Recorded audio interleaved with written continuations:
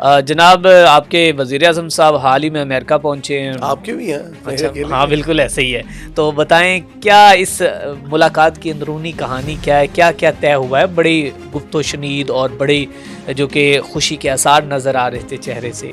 अच्छा, ऐसे है कि फ्रॉम द वेरी बिगिनिंग जब से पाकिस्तान बना आज तक जब भी हम रियासत मुत्तहिदा अमेरिका में जाते हैं और हमारा कोई भी वज़ीर आज़म या आर्मी चीफ सराहा जाए तो हम लोगों को ऐसे खुशी होती है जैसे हमने पता नहीं दुनिया का कौन सा ऐसा फल हासिल कर लिया जिसके समरात आने वाली नस्लों को मिलेंगे। बिल्कुल। लेकिन गुजारिश सिर्फ ये है कि आने वाले वक्त का तो अंदाज़ा कोई नहीं।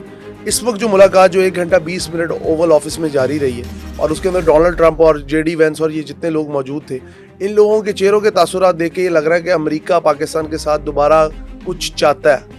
अच्छा, डू मोर का शायद मुतालबा दोबारा हुआ और अगर डू मोर का मुतालबा नहीं भी हुआ तो ये मुतालबा ज़रूर हुआ है कि पाकिस्तान अपनी पोजीशन जो स्ट्रेटेजिक पोजीशन है खित्ते में उसको देखते हुए रियासत हाय मुत्तहिदा के मफादात का साथ दे।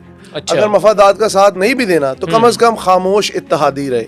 ठीक है। कोई भी ऐसा जेस्चर ना दे कि जिससे कोई नाराजगी का फैक्टर जाए। दूसरी जानिब आपको पता है कि भारत के ऊपर टैरिफ चल रहा है तो भारत के साथ अमेरिका की एक तरह से ना इस वक्त वही हालात चल रहे हैं जो 60s में पाकिस्तान के थे। ठीक है, जब हम अमेरिका के साथ एक पूरे अकॉर्ड के अंदर गए और भारत रशिया का इत्तेहादी बन गया। बिल्कुल ऐसे ही। इस वक्त इंडिया को 100 किस्म की ऑफर्स हैं, F-35 की ऑफर है, अमेरिका के अंदर इन्वेस्टमेंट की ऑफर है, सारा कुछ है, लेकिन अमेरिका ने उन्हें छोड़ के रशिया के पास गया है दिफाई मुआहदे के लिए भी, SU-57 के लिए भी। लेकिन ऑन द अदर हैंड अगर आप देखें इस वक्त पाकिस्तान के army chief field marshal Asim Munir और जो शबाशी साहब हैं वो इस वक्त मौजूद है अमेरिका के अंदर। एक बहुत ही सैर हासिल गुफ्तगू रही, एक बड़ा अच्छा जेस्चर गया, लेकिन साथ साथ अगर आप देखें ना उस मुलाकात की कोई तफसील सामने आई है। हाँ, सिर्फ फोटो सेशन सामने आए। फोटो सेशन दैट मीन्स खामोशी का मतलब ये होता है कि अभी बहुत कुछ आना बाकी है। अच्छा। लेकिन ऑन द अदर हैंड अगर आप देखें टर्की जो है इस वक्त अमेरिका के अंदर एक बहुत बड़ा वाइटल रोल प्ले करता हमें नजर आ रहा है। टर्की जो नेटो का सेकंड बिगेस्ट आर्मी मेंबर है आफ्टर द यूएस। टर्की ने 43 अरब डॉलर का 20 साल का शराकतदारी का LNG का मुआहिदा किया कि वो अमेरिका से एनर्जी खरीदेगा। ठीक है। उसके अलावा बोइंग से मुआहिदा किया कि अपनी एयरलाइन को और तोसी देंगे, करीबन 200 जहाज खरीदेंगे बोइंग से। ठीक है, A320 A3।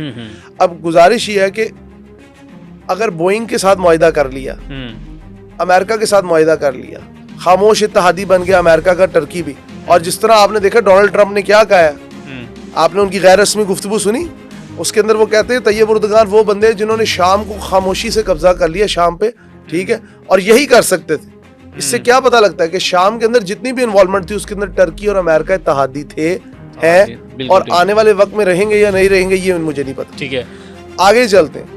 टर्की का ये मुआहिदा क्या समरात लाएगा? आपको पता है मुआहिदा लोज़ैन से टर्की निकल रहा है जो कि 1920 के अवाइल में टर्की ने किया था। इस पे बिल्कुल बात करनी थी। कहते हैं कि वो 100 साल बाद जो है वो टर्की जो है उसकी किस्मत बदल जाएगी, खाना काबा की जिम्मेदारियां भी उनके पास आ जाएंगी और चाबियां उनके पास चली जाएंगी। और ये इसमें क्या हकीकत? इन सबसे बढ़कर खाना काबा की जिम्मेदारियां ठीक है, बहुत बड़ी शर्फ की बात है वो, चूंकि मुझे नहीं लगता सऊदी अरब देगा, लेकिन क्योंकि सऊदी अरब के पास थोड़ा सा ना हम इस मुआहिदे को जो आज से 100 साल कबल जो हुआ था उसको थोड़ा सा मैं वही बताना चाह रहा हूँ। सुन तो लें मेरी। जी जी जी सुन तो लें। अब देखें ना इस मुआहिदे की मेन शिक क्या है कि टर्की के पास जो बॉस्फोरस का एरिया है जो गुजरगाह है, ठीक है, मेडिटेरियन सी की, टर्की उसे यूज नहीं करता।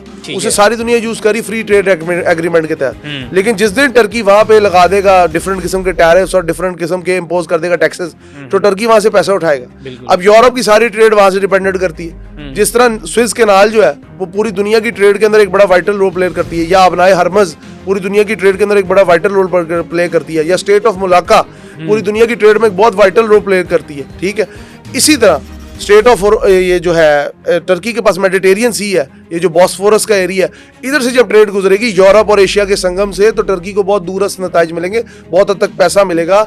और जो ट्रेड फीस होती है, जो शिप के गुजरने की फीस होती है, समंदर को यूज करने की फीस होती है, वो सारी टर्की के हिस्से में आएगी। सबसे बढ़कर वहां से जितनी भी ऑयल की शिपमेंट गुजरेगी वो टर्की के हिस्से में आएगी। ठीक है। लेकिन ऑन द अदर हैंड अगर आप देखें अमेरिका और टर्की इस वक्त इस मौके पे खड़े हैं कि टर्की को पहले उन्होंने कहा हम आपको F-35 प्रोग्राम से निकाल रहे हैं क्योंकि आपने S-400 खरीदा रशिया से। ठीक है, वही टर्की है उसको आज चूम रहे।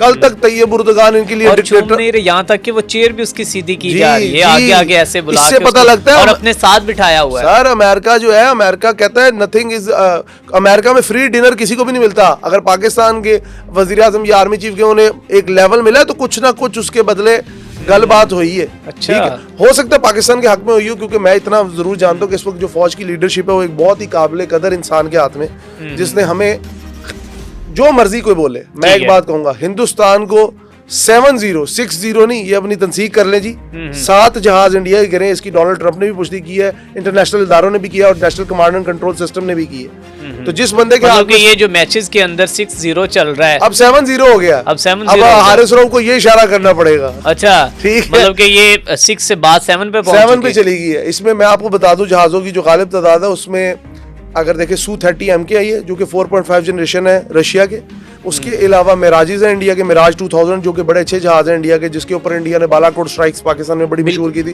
जिसमें एक कवा मार के गए थे, 2 दरख्त गिरा के गए थे। और तीसरे मशहूर जमाना फ्रांस के डिसॉल्ट एविएशन के राफेल, ठीक है। राफेल की अब बात यह है कि पाकिस्तान की जो भाग दौड़ है वो इस वक्त बड़े ही अच्छे मंजे हुए सियासतदान शहबाज के हाथ में तो है, लेकिन उससे भी बढ़ के सिपा सलार जो कौम के लिए एक फख्र का बाइस है, field marshal general Asim Munir साहब, ठीक है, अगर कोई गुफ्तगू शनीद अमेरिका से करके आए तो यकीनन खित्ते के मफाद के अंदर करके आए। और ये मैं आपको बात बता दूं, जो बातें फैली हुई ना कि पाकिस्तान को दे देगा बेसिस, इसी सब नाकदीन यहाँ पे ये भी कह रहे हैं कि बेवकूफ है। नाकदीन मुझे लगता है फूल्स पैराडाइज में रहते हैं। नाकदीन को यही लगता है कि ये जो 4-5 वो कहते हैं ना सो कॉल्ड, मैं अब क्या कहूँ, सूडो इंटेलेक्चुअल्स, उनकी बातें सुन के ये समझते हैं कि पाकिस्तान पता नहीं शायद डूबने के लिए बना है और पाकिस्तान उभरने के लिए बना है। ये याद रखिएगा, the destiny of mankind, destiny of Pakistan is the destiny of mankind। ये बात अपनी आप समझ ले। अच्छा, आप समझते हैं कि अब अमेरिका के साथ ये मीटिंग और ये जो कि मीटअप जो है बड़ा अहमियत का हामिल है आने वाले दौर में? अमेरिका हमारा बहुत अच्छा साथी है। पाकिस्तान और टर्की ट्रेड पार्टनर्स भी हैं, ब्रदरली कंट्रीज भी, ठीक है। इस वक्त पाकिस्तान और टर्की दोनों अमेरिका के अंदर एग्रीमेंट्स भी कर रहे हैं, एंगेजमेंट्स भी कर रहे हैं, टॉक्स भी कर रहे हैं, ठीक है। तैयब उर्दुगान जिस दिन मुआहिदा लौज़ैन को दोबारा खत्म करेंगे, ठीक है, एब्रोगेट करेंगे, कब तक हो रहा है वो मुआहिदा? वो जहां तक किताबी बातें वो तो कहते हैं जी 1920 में हुआ था, 1920 में खत्म। मैं कहता हूँ 2025 में भी हो जाए, ठीक है। जो भी उनकी भी मजबूरियां उनसे वो हट के निकल आए। टर्की ने F-35 प्रोग्राम से उन्हें निकाला, उन्होंने कान फाइटर खड़ा कर दिया, ठीक है। 5th जनरेशन फाइटर टर्की ने खड़ा कर दिया। उनको F-16 प्रोग्राम से निकाला टर्की ने, अब देखे खुद एक 5th जनरेशन फाइटर बना लिया। दूसरी तरफ अगर आप देखें, टर्की ने F-16 का जो मुआहिदा है इनके साथ किया, उसको भी बदल दिया। $3-4 बिलियन का मुआहिदा किया था कि इन्होंने F-16 लेने थे, ब्लॉक 70 मोस्ट एडवांस फाइटर इन F-16 की जो एक पूरी फ्लीट है ना, उसके अंदर सबसे एडवांस फाइटर है वो। टर्की ने कहा है कि जी हम उसकी जगह हम आपसे इंजन्स लेंगे, जहाज नहीं लेंगे। और डोंट फॉरगेट, अमेरिका के अलावा टर्की दुनिया का ओनली कंट्री है जिसके अंदर F-16 मैन्युफैक्चर होते हैं। अमेरिका ने उन्होंने मैन्युफैक्चरिंग फैसिलिटी दी है, जिसके तहत पाकिस्तान भी अपने F-16 के जो पूरा फ्लीट है 75 जहाज़ों का, उसको ओवरहॉल कराने के लिए टर्की से रब्ता करता है। अच्छा, ठीक है। अब कहने का मकसद ये है कि टर्की इतना पिवटल रोल प्ले कर रहा है, पाकिस्तान कर रहा है अपना रोल प्ले, तो अमेरिका के साथ जो एंगेजमेंट है वो आने वाले दिनों में बहुत हद तक सेहर हासिल भी हो सकती है और हमारे खित्ते के लिए और स्पेशली यूरोप और एशिया और मिडिल ईस्ट के लिए बड़ी अच्छी हो सकती है।